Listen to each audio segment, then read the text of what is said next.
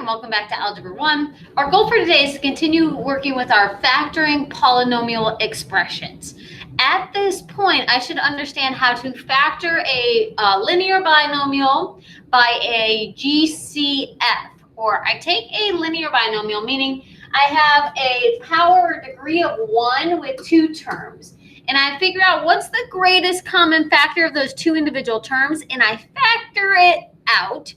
And the leftover portion is the second factor.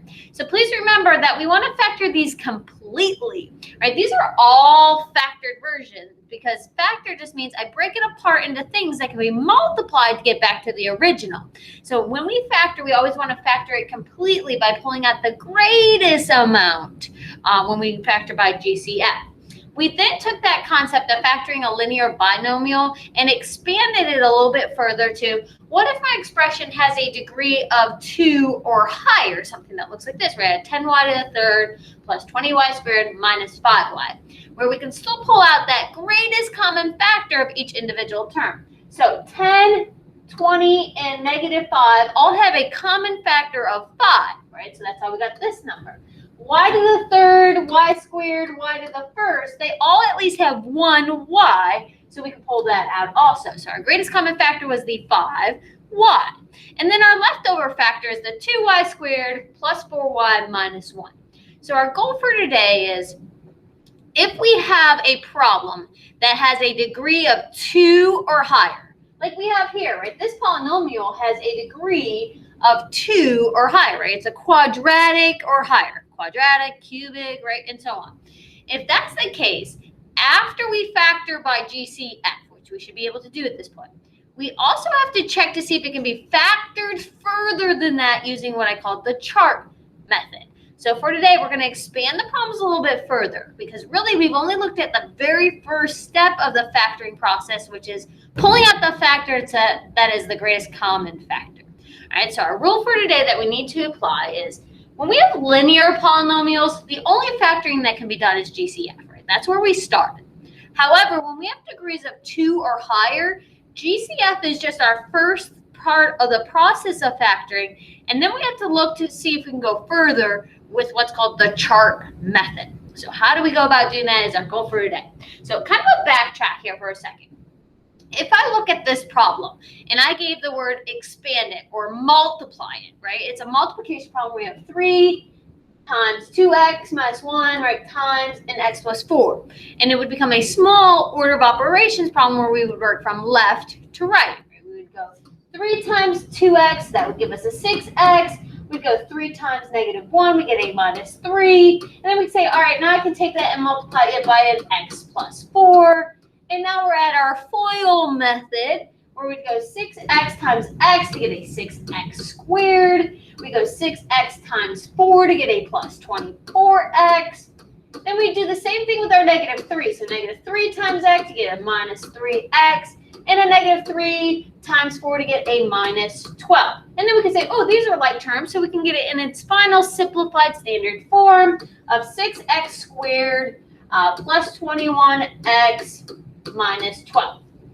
And this is the expanded version. So how do we go from this expanded version back up here to what's called the factored version is our goal for today. And it's a little bit trickier, right? We have to start with our GCF and then factor further using what's called the chart method, right? So how do we go from this expanded version to this factored by GCF, right? 3 was the GCF, to this version, which is the factored completely version. All right, so our steps for today, GCF, then we get to our what's called chart method from there. So please remember, factoring is the process of breaking up an expression into terms that can be multiplied to get back to the original problem. So when I'm done, I can multiply my answer back out and say, does it match the original problem? If it doesn't, I know I messed up. So please run that check before you call it a completely done answer. So how do we go about doing that when we have degrees of 2 or higher on our polynomial? Take a second, fill in your blanks. I know they won't make sense yet. I promise I'll go through them.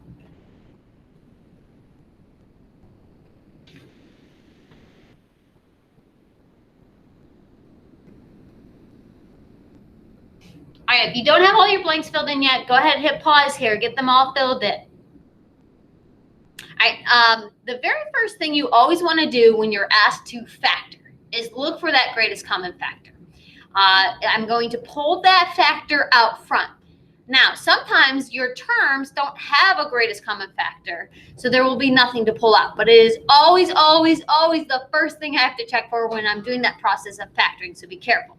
From there, if my polynomial is a quadrinomial, meaning it has 4 terms, we can go straight to our chart method.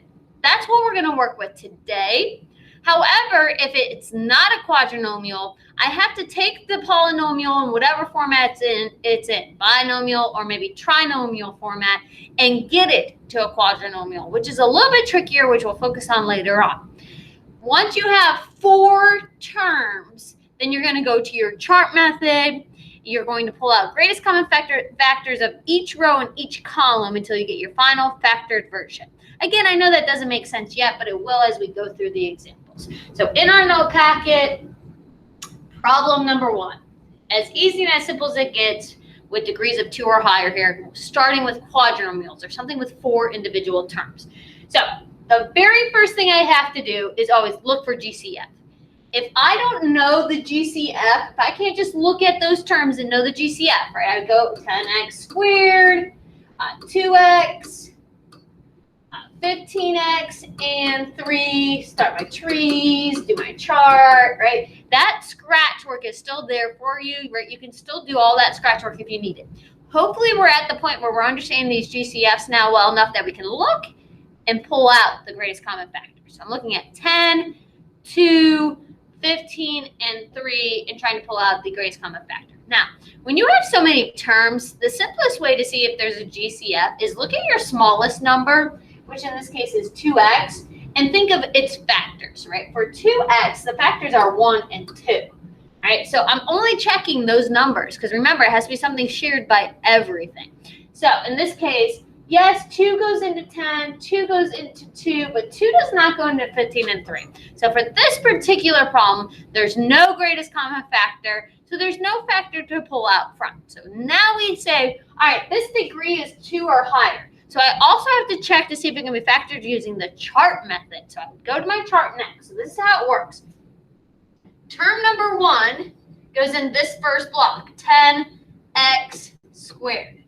Term number 2 will go in the second block, over to the side here, 2x.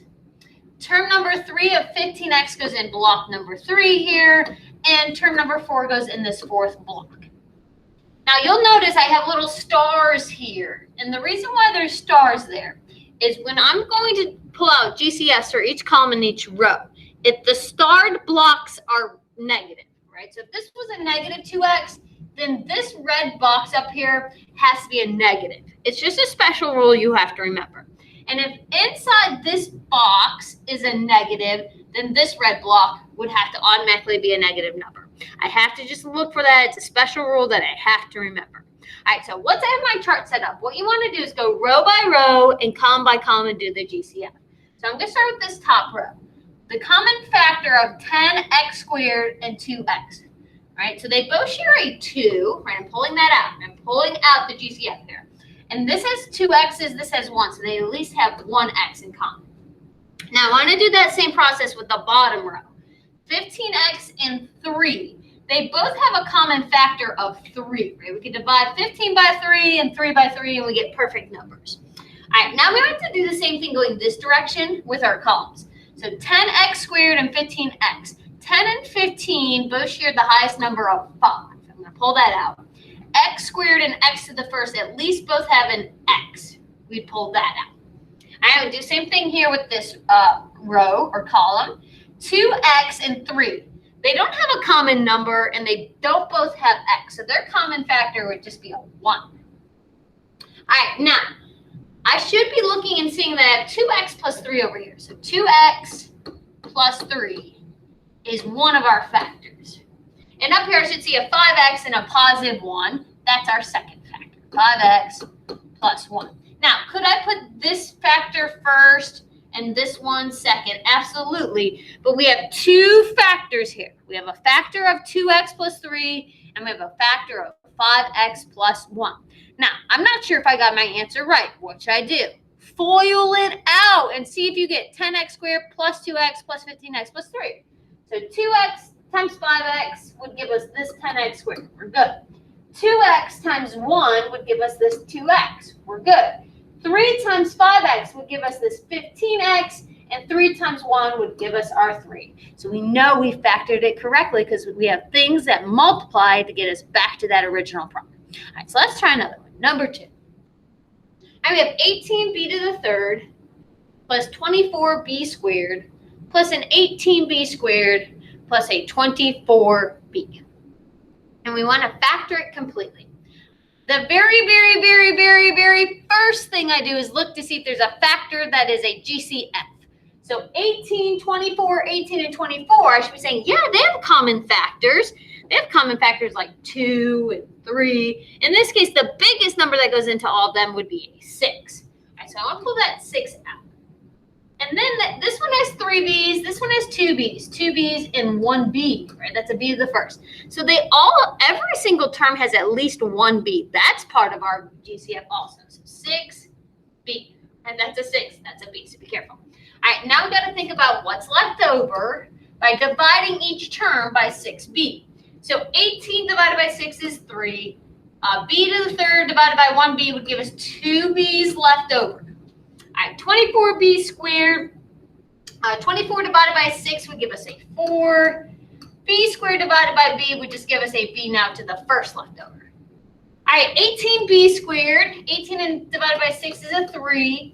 B squared divided by b is a b to the first now. And then 24b to the first divided by 6b would just give us a 4 with no b left over because this 1b ended up out there. All right, now here's one place where people are going to mess up. This 6b part is done. So I'm going to bring that down here, right? 6b is part of my answer. And now this leftover problem that's in here still has a degree of 2 or higher. So I have to go to my chart and continue to factor. So we have a 3b squared, 4b, a 3b, and a 4. And we're going to get 2 more factors from doing our GCFs of our rows and our GCFs of our columns. So let's start here with our rows, 3b squared and 4b. They don't have a common number, but they do both have at least 1 b. So go ahead and factor that out. All right, if this star block is negative, out here is automatically negative. So don't forget that. In this case, it's positive, so this is going to be positive. 3b and 4 don't have a common factor, so it's just a 1. All right, let's do our columns. 3b squared and 3b both have a 3 and both have 1b. Factor it out. All right, if this star block is negative, then this red one up here would become negative. In this case, it's not, so we just go to our factoring. 4b and 4 both share a common factor of 4. All right, over here I should see a b and a positive 1. That is a factor down here, b plus 1. Up here I should be seeing 3b plus 4, which is our other factor. Again, if we were to multiply this all back out, right, distribute here, then FOIL, we'll get back to that 18b to the third plus 24b squared plus a b squared plus 24b. There are 2 special rules that I haven't talked about yet, which is rule number 1 says if the leading coefficient is a negative, we have to pull out a negative sign with our GCF, even if the only thing we're pulling out with GCF is just the negative sign. So even if there isn't anything else they have in common, we have to pull that negative out front and then take the new version to our chart. So in this case, we have a negative 3x squared plus a 3x plus a 3x and then a minus 3. And we want to factor completely. We start with GCF. So since this leading coefficient here is a negative, I know that that has to come out automatically, even if it's not shared by every term. It's one of those special rules, just like the starred block is a special rule. All right? So I got to pull that out. Now I'm ignoring the negative because that's going to be out. And these all have a factor of 3. So I'm pulling out technically a negative 3. Now here's where you need to be careful. We just pulled out a negative, so it's going to change our signs on the inside. All right, so this negative 3 divided by negative 3 is now a positive x squared. All right, this was a positive 3 divided by negative 3, which is now a minus or negative x. All right, a positive divided by negative would give us this leftover of a negative. Positive divided by negative will also give us a negative here of x. And the negative divided by negative would now give us a positive in here. And I promise that's where people are going to make mistakes when we pull out that negative sign. So be careful. All right, now, don't forget, this negative 3 is done. Bring it down here. Don't forget about it. It's a factor. We know one factor so far. We're going to keep going to get the rest. All right, chart method for the rest. X squared, negative x,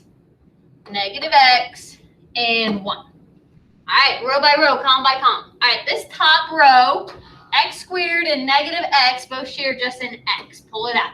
All right, this starred block is negative. So out here, this red block has to be a negative. And now do your same work. X and 1 don't have a common factor, so this is going to be a negative 1. All right, this column here, x squared and negative x, x squared and negative x, all they share is an x. All right, this starred block is negative, so just this one is going to need a negative sign and then factor from there. Negative x and 1 again don't have a common factor, so it's a negative 1. All right, so I should see an x minus 1 over here. That's a factor, x minus 1. And then over here, I see that same x minus 1. Now, that's our factored version. However, in this case, since we have factors that match, right, these are identical to each other, x minus 1, x minus 1. So we can actually write our factored version a little bit better as a power with an x power. Right, we have a negative 3 out here. And then we have this x minus 1 factor twice. That would be our best possible way to write our final answer here.